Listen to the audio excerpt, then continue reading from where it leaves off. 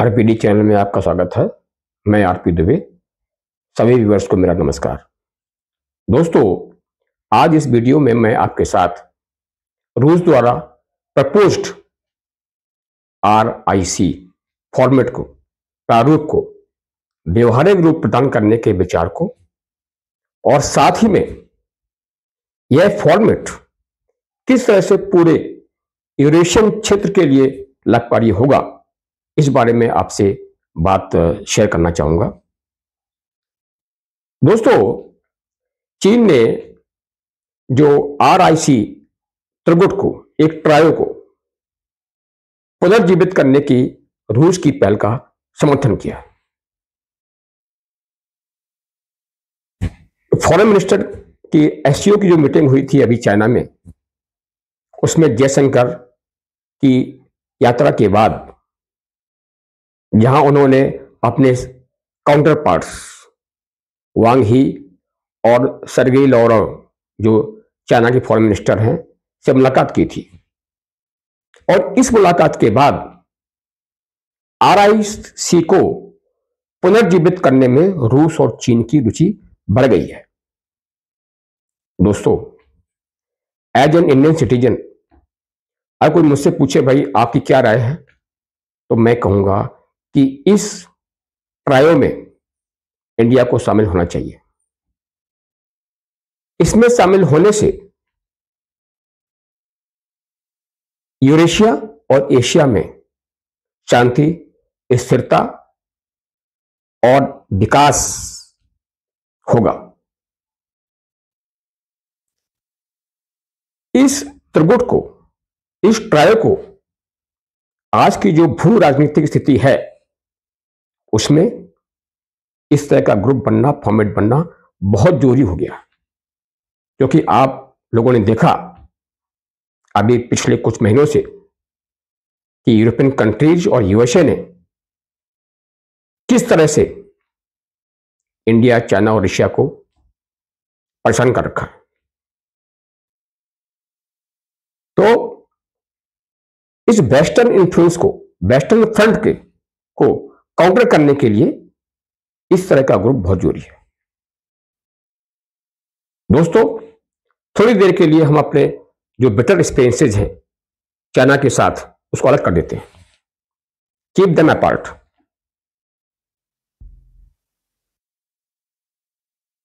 इसको रख करके हमें इस संगठन के प्रति इंटरेस्ट शो करना चाहिए।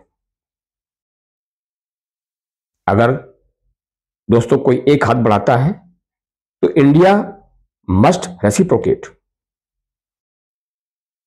मेरा कहने का मतलब यह नहीं है कि चाइना से हमारे संबंध अच्छे नहीं है। हाँ, नहीं रहे अच्छे, सबको पता है, लेकिन हमें अपनी रक्षा तैयारियों पर पूरा ध्यान देना चाहिए, जैसे अभी दे रहे हैं, और उसमें और गति देना चाहिए। It should be accelerated. और रक्षा तैयारियां इस तरीके से होनी चाहिए कि हमारा आज की डेट में जो मित्र देश है वो कभी भी हमारा शत्रु हो सकता है। तो जियोपॉलिटिकल इक्वेशन अगर चेंज होती है तो कुछ देश अपना स्टैंड चेंज कर सकते हैं। तो रक्षा तैयारियों पर किसी प्रकार का कोई समझौता नहीं। दोस्तों, रूस निष्क्रिय RIC ट्रायो को पुनर्जीवित करने में रुचि रखता है। ऐसा कहता है कि त्रिपक्षीय जो इस सहयोग है न केवल तीनों देशों के हितों को पूरा करेगा, बल्कि क्षेत्र और विश्व की सुरक्षा और स्थिरता को भी सुरक्षित रखेगा। जब शक्ति संतुलन होता है, पावर का बैलेंस होता है, शांति तभी आती है। अगर एक गुट कमजोर हो गया, एक गुट, दूसरा गुट हावी हो जाएगा। तो इस गुट के बनने से वेस्टर्न इन्फ्लुएंस, वेस्टर्न जो पश्चिमी जो खेमा है, उनको अपनी औकात याद आ जाएगी। ब्रिक्स देशों में जो डिसीजंस हुए, बहुत वेलकम डिसीजंस हैं। सभी ब्रिक्स देश अपनी करेंसी में व्यापार करने लग गए हैं, धीरे धीरे बढ़ता जा रहा, एक बहुत अच्छा स्टेप है। दोस्तों, रूसी समाचार पोर्टल इज़वेस्तिया में आज रूस के उप विदेश मंत्री अंद्रिय रोडेंको ने कहा कि मॉस्को को RIC प्रारूप की बहाली की उम्मीद है और इस मुद्दे पर बीजिंग और नई दिल्ली के साथ बातचीत कर रहा है। उनको रशियन गवर्नमेंट, मिस्टर पुतिन पूरे आश्वस्त हैं कि उनके इस इनिशिएटिव में रशिया और इंडिया साथ आएंगे। उन्होंने आगे कहा कि रूस इस प्रारूप को सफल बनाने में रुचि रखता है, तो ये तीनों देश ब्रिक्स के संस्थापकों के अलावा फाउंडर है ये और महत्वपूर्ण साझेदार भी हैं। दोस्तों, अभी ब्रिक्स का समिट हुई, इसके बाद चाइना में SCO के जितने फॉरेन मिनिस्टर्स मीटिंग है वहां हुई और जो RIC का जो फॉर्मेट हुआ, ये तीन चीजों ने वेस्टर्न फ्रंट में, खेमे में, मोर पर्टिकुलरली US में खलबली मचा दी है। उन्हें पता है कि अगर ये तीनों देशों ने ग्रुप बना लिया तो USA और उनके समर्थित देश जो भी हैं के लिए चुनौती खड़ी हो जाएगी, उनकी मोनोपोली कम हो जाएगी। दोस्तों, चीन के एक मीडिया ब्रीफिंग में रूस के उप विदेश मंत्री की जो टिप्पणी आई थी उस पर उन्होंने रिएक्शन दिया। चीन का जो मिनिस्टर है, उन्होंने कहा कि RIC सहयोग न केवल तीनों देशों के हित की पूर्ति करेगा, बल्कि क्षेत्र और विश्व में शांति, सुरक्षा, स्थिरता और प्रगति को बनाए रखने में भी मदद करेगा। उन्होंने जोर देकर कहा कि चीन त्रिपक्षीय सहयोग को आगे बढ़ाने के लिए रूस और भारत के साथ संवाद बनाए रखने के लिए तैयार है। चीन ने पूरा कॉन्फिडेंस से कहा कि वो हर तरीके से इंडिया और रशिया के साथ हैं, क्योंकि चीन जानता है कि USA उसका एक स्ट्रॉन्ग कॉम्पिटिटर है। US नहीं चाहता कि चाइना किसी तरह से आगे बढ़े। दोस्तों, आज की डेट में अगर देखा जाए, चाइना रूस को टक्कर दे रहा है, उसको US को टक्कर दे रहा है। दोस्तों, पिछले साल लावरोव, जो सर्गेई लावरोव हैं रशिया के फॉरेन मिनिस्टर, उन्होंने कहा था कि RIC प्रारूप में संयुक्त कार्य पहले कोरोना वायरस और फिर 2020 में पूर्वी लद्दाख में भारत चीन के बीच जो सैन्य गतिरोध हुआ, जो मिलिट्री स्टैंड ऑफ हुआ, उस कारण से इस फॉर्मेट पर काम नहीं हो पाया। लद्दाख गतिरोध के परिणाम स्वरूप भारत चीन संबंध 4 वर्षों से अधिक समय तक ठप रहे। दोस्तों, पिछले साल ब्रिक्स शिखर सम्मेलन के दौरान प्रधानमंत्री मोदी और चीनी राष्ट्रपति शी जिनपिंग के बीच हुई मुलाकात के बाद द्विपक्षीय संबंधों में फिर से जान आई। तब से दोनों पक्षों के बीच संबंधों को सामान्य बनाने के लिए लगातार बातचीत चल रही है। मतलब जो कजान में पिछले साल अक्टूबर के महीने में जो ब्रिक्स समिट हुई थी, उसके साइडलाइंस में मोदी जी और जिनपिंग की बातचीत हुई थी।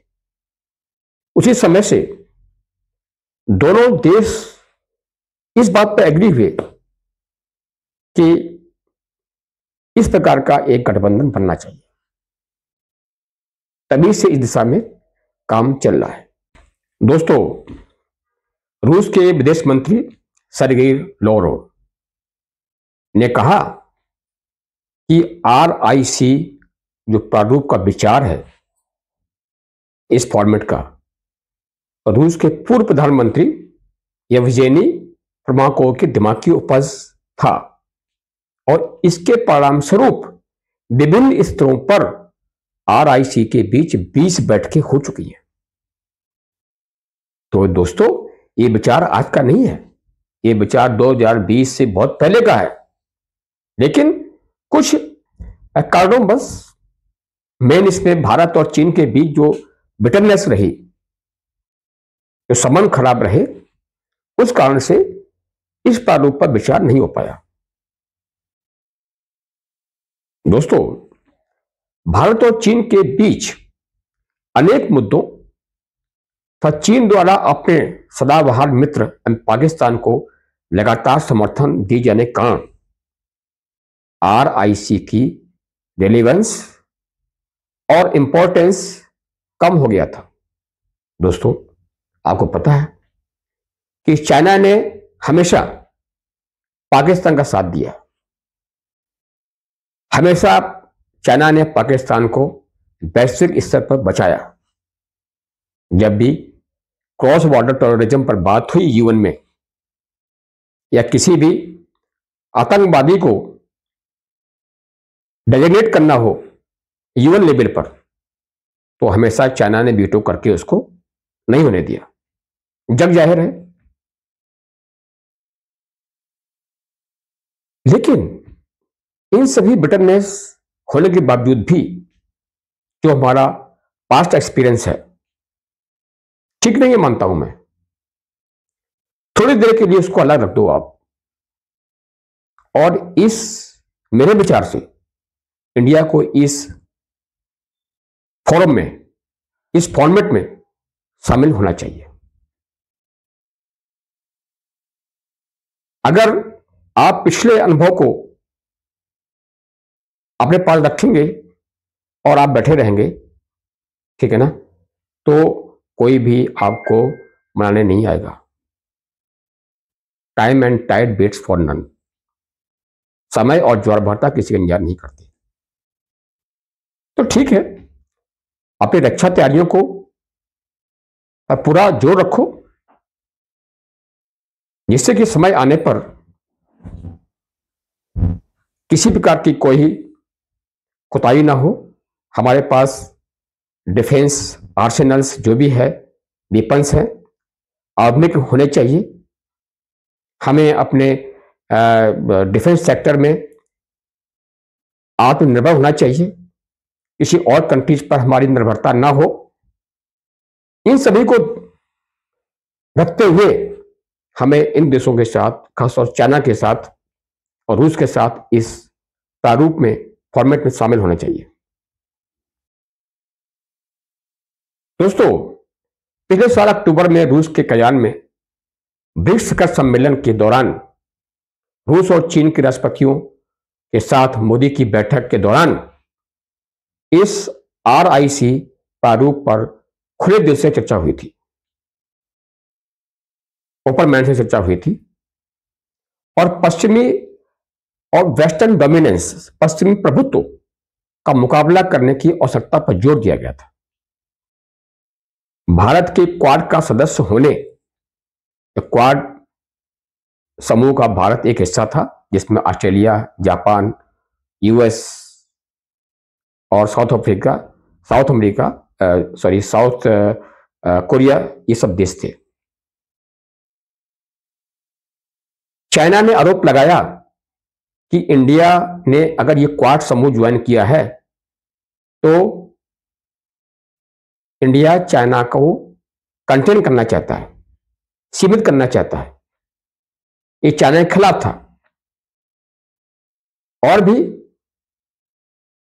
जो यूरोपीय संघ के साथ जो इंडिया की घनिष्ठ संबंध रहे, उस पर भी चर्चा हुई। तो इन दोनों बातों में के लिए रशिया की चिंताएं थी। यूएसए की चिंताएं थी। तो इन सभी बातों पर खुल के विचार हुआ, अच्छी बात है। जो गिले शिकवे थे दोनों के, तीनों के, वो दूर हो गए। रशिया भी ये की चिंता थी कि इंडिया ने रशिया का साथ खुल के नहीं दिया यूक्रेन के खिलाफ,